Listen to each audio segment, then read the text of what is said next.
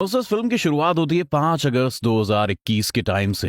पाकिस्तान दिखाया जाता है इसमें हमें, और पाकिस्तान का एक जनरल अपना रूटीन चेकअप करवाने के लिए हॉस्पिटल पहुंचता है। तो डॉक्टर उनको बताता है कि आपको तो भाई साहब कैंसर है और सिर्फ 3 ही सालों का आपके पास टाइम है। उसी टाइम टीवी पे एक न्यूज आ जाती है कि हिंदुस्तान में आर्टिकल 370 को कैंसिल कर दिया गया है। डॉक्टर को कहना था कि भाई साहब ये तो सरासर पागलपन है, जबकि जनरल का कहना था कि अब जंग होगी। जनरल को लगा मेरे पास 3 ही साल है, कैंसर हो गया तो मैं कुछ ऐसा कांड करके जाऊं कि मुझे याद रखा जाए। उसके बाद वो कॉल लगाता है एक थर्ड पार्टी कॉन्ट्रैक्टर को, जो कि एक टेररिस्ट ऑर्गेनाइजेशन है जिसका नाम आउटफिट एक्स है। ये सिर्फ पैसों के लिए काम करती है, और जॉन अब्राहम जिम इसका मुखिया है। जनरल जिम से कहता है कि मुझे हिंदुस्तान की तबाही देखनी है। जिम उन्हें रिप्लाई करता है कि हाँ भैया तुम्हारा काम हो जाएगा, लेकिन थोड़ा टाइम लगेगा। डॉक्टर ने जनरल को ऑलरेडी बोल दिया था कि अब आपका लाइफ सर्कल सिर्फ 3 ही सालों का है, लेकिन 3 सालों में तो जनरल ने हिंदुस्तान को नक्शे से गायब करने के बारे में सोच लिया था। जिसके बाद कहानी यहाँ से आगे बढ़ती है 3 साल आगे। हमें दिखाया जाता है अफ्रीका की एक कंट्री में बहुत सारे आतंकवादी इलीगल तरीके से बंदूकें खरीद रहे हैं। वहीं एक शख्स और आया था जिसे एक बड़ी सी मिसाइल खरीदनी थी, जो एक बार किसी देश पर चल जाए तो उसके नक्शे में से नामो निशानी मिट जाए। इस मिसाइल की खास बात ये थी दोस्तों कि चलने पर रेडार में कभी डिटेक्ट नहीं होती थी, और कुछ ही पलों में जहां भी गिरती है वहां की सिविलाइजेशन को खत्म कर देती है। ये जगह पूरी तरीके से अवैध है, यानी इलीगल थी। लेकिन तभी डीलर के पास एक इन्फॉर्मेशन आती है कि उन्हें ढूंढता हुआ यहाँ तक आ पहुंचा है भाई साहब, लेकिन उनका कोई नुकसान नहीं पहुंचा पाएगा क्योंकि उस वक्त उसे वीआईपी ट्रीटमेंट मिल रहा है। और फिर दिखाया जाता है वीआईपी ट्रीटमेंट, जहां पे एक शख्स को कुर्सी पे बिठा के बहुत बुरी तरीके से उसका इंटेरोगेशन किया जाता है, धुलाई करी जा रही थी। लेकिन बहुत ही पिटाई खाने के बाद भी वो टस से मस नहीं होता, कुछ नहीं बताता, और सिर्फ एक ही सवाल पे अटका था। और यही धांसू एंट्री होती है बॉलीवुड के बादशाह शाहरुख खान की, लेकिन रोमांटिक नहीं, एक्शन अंदाज में शाहरुख खान के पठान रूपी अवतार की। डीलर के पास जो आदमी आया होता है कि यार पठान तुम जिंदा कैसे बच गए, तुम्हें तो आज से 2 साल पहले ही जिन ने मरवा दिया था। लेकिन ये सब तो पठान की एक चाल थी। उसने पहले ही अपने हाथों को खोल लिया था, और वहां मौजूद गुंडों को खत्म करने के बाद उस बंदे से एक ही सवाल उसने किया कि भैया रुबई कहां पर है। अब शाहरुख खान इतने टाइम बाद पर्दे पे आए तो भैया खतरनाक एक्शन तो होना ही था। यहाँ पर बहुत सारी गोलियां चलती हैं, हेलीकॉप्टर में लगी मशीन गन से तो जगह की ऐसी तैसी कर दी जाती है, और यहाँ से हमारे पठान उस बंदे को अपने साथ लेके उड़ जाते हैं। इसके बाद सीन शिफ्ट होता है दिल्ली में। यहाँ की ऑपरेशन लीड को दिखाया जाता है। अच्छा एक चीज और, फिल्म में इनका किसी ने नाम ही नहीं लिया, सिर्फ मैम ही मैम बोला है। तो ये शायद पहली ऐसी फिल्म होगी दुनिया की जिसमें कैरेक्टर का कोई नाम ही नहीं है, सिर्फ मैडम मैडम ही चिल्ला रहे सब मैम मैम। इनके सैटेलाइट डिटेक्टर से इन्हें पता चलता है कि इन्हें रुबई मिल गई है फ्रांस के एक रेलवे स्टेशन पे। अब जिस जगह वो खड़ी थी उस जगह लिखा था सॉर्थ। इंग्लिश में सॉर्थ का मतलब होता है एग्जिट, यानी वो जिस रेलवे स्टेशन से एग्जिट हो रही थी तो वहां पर सीसीटीवी फुटेज में उसकी इमेज कैप्चर हो गई थी। मैम का रुबई से पुराना 36 का आंकड़ा था, इसीलिए वो दिल्ली से एक चार्टर्ड प्लेन में बैठकर रुबई को पकड़ने के लिए फ्रांस निकल जाती है। वहीं इनके साथ बैठा एक एजेंट जो उनसे पूछता है कि क्या रुबई का कोई ताल्लुक पठान से है, जिस पे वो कहती है कि आखिर तुम पठान के बारे में जानते ही क्या हो। बहुत ही क्यूरियसनेस के साथ वो एजेंट फिर से पूछता है, मैंने उनके बारे में कई किस्से सुने हैं, जब भी उनका कोई जिक्र होता है हर कोई बस सहम ही जाता है उनके बारे में, कोई बातचीत नहीं करता। बस क्या मैं जान सकता हूँ कि आखिर उसके बारे में ऐसी क्या बातचीत है जिसकी जुबान पे आते ही सभी के लफ्ज थरथरा जाते हैं। और यहाँ से भैया फ्लैशबैक में जाती है मूवी म्यांमार के एक सीक्रेट ऑपरेशन की तरफ। अकेले पठान ने पूरी फैमिली को अपनी जान पर खेलकर बचाया था, लेकिन इसमें वो बहुत ही ज्यादा इंजर्ड हो गया था, इसीलिए उसे दिल्ली के सीक्रेट हॉस्पिटल में रखा गया था।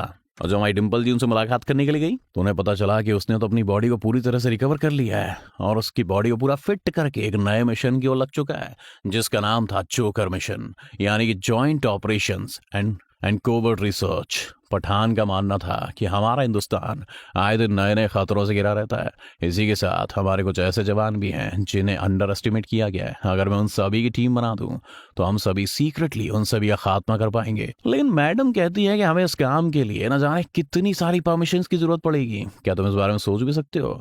वैसे भी उनके रिटायरमेंट के दिन आ चुके थे भैया, लेकिन पठान कहता है कि देश के लिए ये करना ये एक सैनिक का असली कर्तव्य होता है।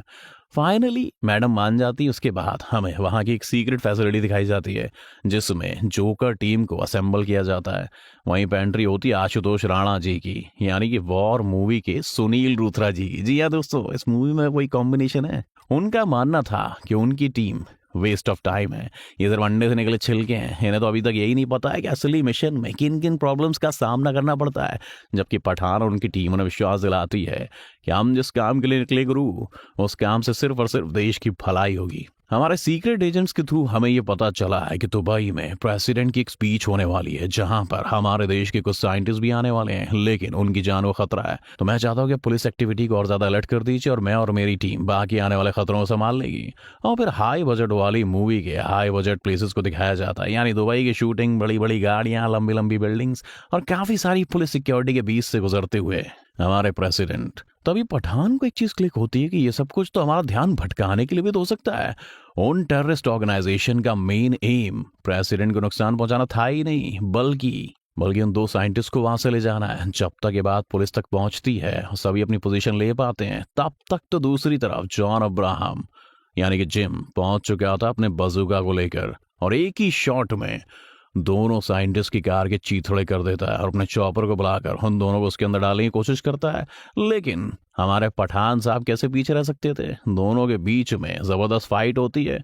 फाइट बहुत ही लंबी चलती है, लेकिन कुछ इंपॉर्टेंट चीजें हैं जो कि इस फाइट के बीच में होती है। जिम के बारे में थोड़ा बताता हूँ दोस्तों। जिम जो है वो एक एक्स रॉय एजेंट रह चुका है, देश के लिए वो मर चुका है। इन्हीं वजह से वीर गति को प्राप्त होते हुए उसे एक मेडल भी मिला था। लेकिन जिस मिशन के दौरान उसके साथ ऐसा हुआ, उसमें उसकी पत्नी और उसका बच्चा भी मारा गया। इसी वजह से अब उसने अपने देश के लिए नहीं बल्कि खुद की जेब भरने के बारे में सोचा और बन गया एक ऐसा कॉन्ट्रैक्टर जो सिर्फ और सिर्फ खुद के फायदे के लिए काम करता है।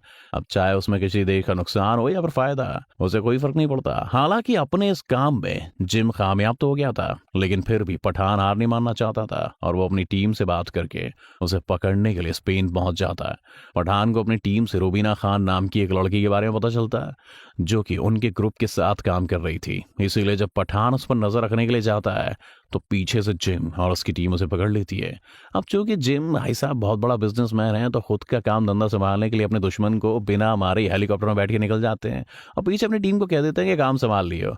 और काम में भैया गड़बड़ी हो जाती है। यानी यहाँ पर रुबीना जी मिल जाती है पठान के संग में और कहती है कि जिस तरीके से तुम एक सोल्जर हो और यहाँ पर जिम का खात्मा करने आए हो, वैसे ही मैं भी ISI यानी पाकिस्तान की एक एजेंट हूँ और पिछले 1 साल से जिम के साथ अंडर कवर एजेंट होकर काम कर रही हूँ। अब इन दोनों का टीम तो हो जाता है, लेकिन इनका अगला शिकार था जिम, जो कि पकड़ में कैसे आएगा इस चीज की दोनों प्लानिंग बनाने लग जाते हैं। तभी इन्हें पता चलता है कि जिम अपनी अगली डिलीवरी 1 हफ्ते बाद लेने वाला है, जिसका नाम है रक्त बीज।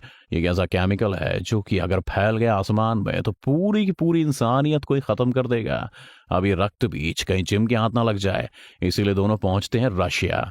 लेकिन यहाँ पहुंचने पर इनके सामने एक सबसे बड़ी चुनौती थी, यहाँ का एक सीक्रेट वॉल्ट। ये इतना ज्यादा मजबूत था भाई साहब कि इसे ना ही बम से तोड़ा फोड़ा जा सकता था और ना ही लेजर से काटा जा सकता था और ना ही इसे ड्रिल करके अंदर जाया जा सकता था। खोलने सिर्फ एक ही रास्ता था और वो है इसका ताला और चाबी। जहाँ दोनों ही चीजें 2 अलग अलग शख्स के हाथों में थी। अब हमारे पठान भैया स्मार्ट रॉय एजेंट ठहरे। अब वो क्या करता है, रशिया के एक टर्की ऑफिसर के पास रुबाई को भेज देते हैं जो कि उसके फिंगरप्रिंट उठा ले आती है। वहीं एक दूसरी जो कैरन मैडम थी उसके घर वो खुद पहुंच जाते हैं। एक फनी सीन भी था यहाँ पे। फिंगरप्रिंट्स के मिल जाने के बाद इनका अगला टास्क था इन्हीं के ऑफिस से ताले और चाबी को चुराना, जो कि शहर के अलग अलग हिस्सों में थे। और इस चोरी को पूरा करने के लिए ये हेल्प लेते हैं 2 शानदार और प्रोफेशनल पायलट्स की। और काफी मेहनत मशक्कत के बाद में ये लोग उस चोरी को अंजाम दे देते हैं और उसमें से निकाल ले आते हैं रक्त बीज। लेकिन यहाँ एक गड़बड़ हो जाती है दोस्तों, यानी रुबाई मैडम पठान को धोखा दे देती है और फ्लैशबैक में ये पता चलता है कि खुद जिम उस रक्त बीज को पाना चाहता था, लेकिन उसके लिए चुराना पॉसिबल नहीं था और पठान ये काम कर सकता था। इसीलिए उसने रुबाई को चारा बनाकर उसके पास भेजा। यहाँ सीन शिफ्ट होता है रशिया की जेल में और मैडम आके बताती कि हमारा एजेंट नहीं है, हमें नहीं पता ये कौन है, इसको 2 गोली मार दो, किस्सा यहीं पे खत्म करो। पठान इस बारे में सोचने लगता है कि मैं तो देश के बारे में सोच रहा था कि इस पर कोई खतरा ना आ जाए, उसे रोकने के बारे में सोच रहा था और आज मेरी लंका लगाने की बात हो रही है। इसके बाद उसे एक मेन जेल में ट्रांसफर करने के ऑर्डर्स आ जाते हैं, लेकिन रशिया, हिंदुस्तान या फिर कोई भी जासूस अपने देश के खिलाफ बर्दाश्त नहीं करना चाहता। इसलिए ट्रेन में जाते जाते उस पर कई गुंडों के हमले करवा दिए जाते हैं। पठान की खूब धुलाई होती है, पर एक दमदार केमियो होता है, यानी सलमान खान की एंट्री हो चुकी है भाई साहब। अब 2 सुपर हीरो हैं तो सुपर फाइट होनी तो बनती है भैया। 15-20 मिनट लंबी सीरीज वाली फाइट चलती है और यहाँ से हम ऑडियंस को पता चलता है कि ये है टाइगर अभी जिंदा है, कि मेन लीड टाइगर, जो कि फाइट को खत्म करने के बाद सबको फोड़ फाड़ देने के बाद में जाते जाते पठान से कह के जाते हैं कि मरियो मत, मेरे पास एक बहुत बड़ा मिशन है, वहां तेरी जरूरत पड़ेगी तो आइयो जरूर। एक पेन किलर वो खुद खाते हैं, एक पठान को खिलाते हैं और वहां से निकल लेते हैं। कहानी वापस इंडिया में आती है और यहाँ पर डिम्पल कपाड़िया यानी मैडम जी पहुंच चुकी होती है पठान के पास में रुबई का फोटो लेकर और बताती हैं कि हम इसे फ्रांस में ढूंढ चुके हैं। और पठान को तो ऑलरेडी रुबई का गुस्सा चढ़ा हुआ था, तो पहुंच जाते हैं सीधा फ्रांस और वहां पहुंच के उसे गन पॉइंट कर देते हैं, जहां पर रुबीना खान का कन्फेशन स्टार्ट होता है। बेसिकली उसके मन में उसकी देशभक्ति जाग चुकी थी, लेकिन जिस काम के लिए उस रक्त बीज का इस्तेमाल करने वाला था जिम, उससे कई सारे मासूमों की जान जाने वाली थी। और ये बात पहले रुबई को पता नहीं थी, और जब उसे बात पता चली तो उसका मन बदल गया और फाइनली उसने पठान के साथ टीम अप कर लिया। इसी के बाद हमें दोनों एजेंट्स की एक बैक स्टोरी भी दिखाई जाती है, जहां पे पठान बताता है कि भैया आज से कई साल पहले अफगानिस्तान में एक टेररिस्ट को मारने के लिए उसके मोबाइल में एक जीपीएस लोकेशन को लॉक कर दिया गया और एक मिसाइल को छोड़ दिया गया। लेकिन बाद में पता चला कि वो इंसान कोई टेररिस्ट नहीं बल्कि एक स्कूल का टीचर था बेचारा। तो उस जगह को पूरी तरह से इवैक्यूएट करवाया गया, यानी खाली करवाया गया, और सिर्फ 1 ही मिनट बचा था मिसाइल को उस जगह पर गिरने में। लेकिन पठान ने काफी दिलेरी से उस मोबाइल को आसमान में फेंका और वो मिसाइल उससे जाके टकराई। हालांकि लोगों की जान तो बच गई, लेकिन 3 महीनों तक पठान अफगानिस्तान के इस छोटे से कस्बे में रह गया और कोमा में चला गया। लेकिन वहां के लोगों ने उसे सपोर्ट किया कि तू हमारा बेटा है, पठान है, तुझे जब भी हमारी जरूरत पड़ेगी हम तेरी मदद करेंगे। वहीं रुबई की बैक स्टोरी दिखाई जाती है कि उसके पापा जो कि आगम इंसान थे और रोज अपने काम पर जाते थे वापस आते थे, एक बार उन्हें पुलिस ने पकड़ लिया और टेररिस्ट घोषित करते हुए उन्हें काफी ज्यादा मारा पीटा। और यही रीजन था कि रुबई ने अपनी पहचान छुपाने के लिए सबसे पहले डॉक्टरेट की पढ़ाई करी, उसके बाद अपने मिशन को फुलफिल करने के लिए आईएसआई में ज्वाइन हो गई। इसके बाद सीन शिफ्ट होता है रशिया में। इसके बाद हम देख पाते हैं कि जिस वायरस को जिम भारत पर गिरवाने के लिए बनवाना चाहता था वो अब कंप्लीट हो चुका है। साइंटिस्ट उससे फिर भी पूछते हैं कि क्या तुम ये करने के लिए तैयार हो, क्योंकि अगर तुमने सचमुच ऐसा किया तो बहुत सारे मासूम लोग मारे जाएंगे।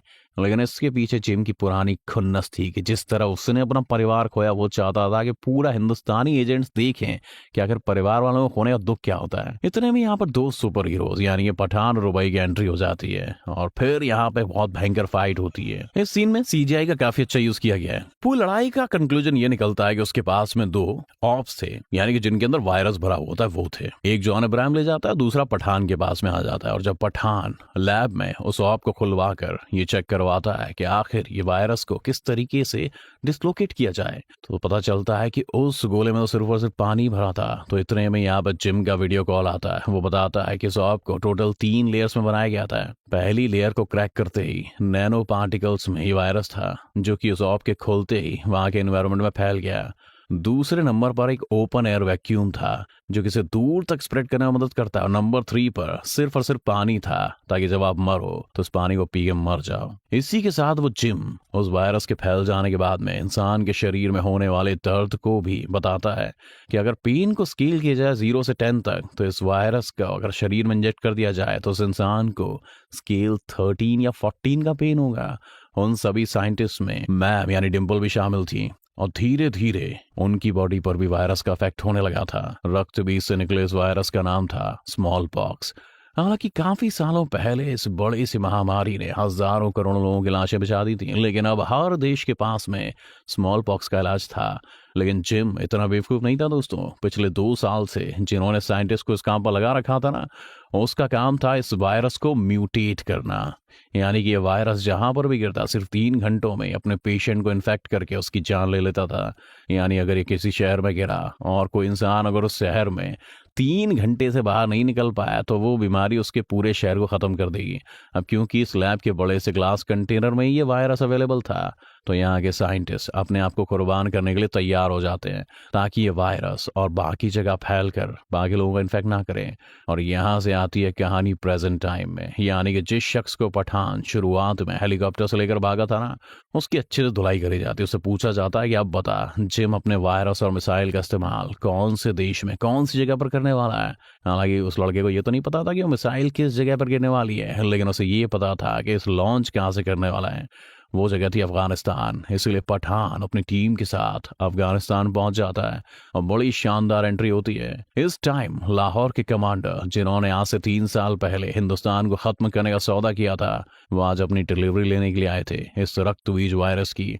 लेकिन इस वायरस के कुछ इन्फेक्टेड मरीज अफगानिस्तान के एक छोटे से शहर में मिले तो जनरल कमांडर को गुस्सा आ गया कि तुमने तो कहा था कि सिर्फ मुझे मिलेगा, तो आखिर ये कोई और यूज कैसे कर सकता है। तो जिम अपने को सैनिक वहां पर भिजवाता है और पूछता है कि देख क्या दिक्कत हो गई, मेरे यूज करने से पहले ही ये वायरस किसी और ने यूज कैसे कर लिया। लेकिन ये सब कुछ पठान की एक चाल थी दोस्तों। ये वो शहर था जिसकी उसने आज से पहले कई सालों पहले वही स्कूल वाले कांड में मदद करी थी। वहां के लोग उसी के परिवार का एक तरह से हिस्सा थे। उसी का फायदा उठाकर पठान ने पुराने वाले सैनिकों के कपड़े पहनकर खुद ही जिम को पकड़ लिया और फिर अच्छे धुलाई पिटाई हुई इसकी। और फिर दीपिका पादुकोण यानी रुबई भी पीछे नहीं रही, उसने भी मशीन गन से सबको उड़ा डाला। लेकिन जिम, उसका हुक्म का इक्का क्या था ये इसके बारे में किसी को पता नहीं था। इस वक्त जो सबसे बड़ा वायरस था वो उस मिसाइल में था ही नहीं दोस्तों।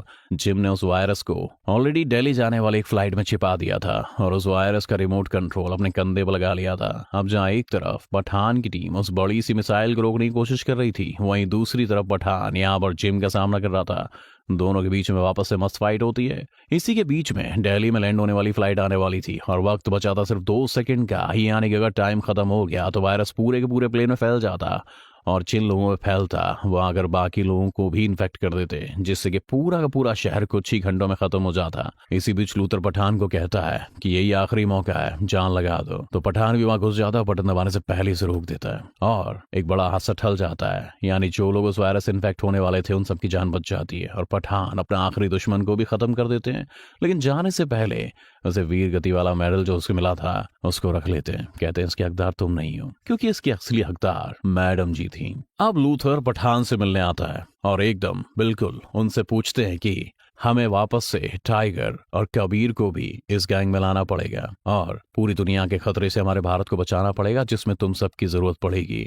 और इसी तगड़े सस्पेंस के साथ ये शानदार कहानी यही खत्म हो जाती है दोस्तों। इस मूवी का एक पोस्ट क्रेडिट सीन भी है दोस्तों, जिसमें टाइगर और पठान को हम देखते हैं जो कि बॉलीवुड के फ्यूचर के बारे में बात कर रहे थे कि यार 30 साल हो गए काम करते करते, आखिर कौन संभालेगा आगे। लेकिन देश हमारा है तो हमें तो संभालना ही पड़ेगा।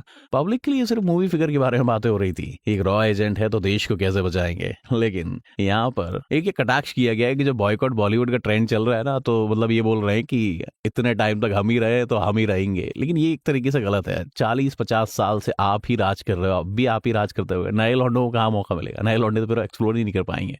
बहरहाल इस मूवी की एक्सप्लेनेशन खत्म होती है। अगर आपको अच्छी लगी तो वीडियो को लाइक कर देना और ऐसी मूवीज के अपडेट्स के लिए हमारे चैनल को जरूर सब्सक्राइब करना। मेरा नाम गगन है।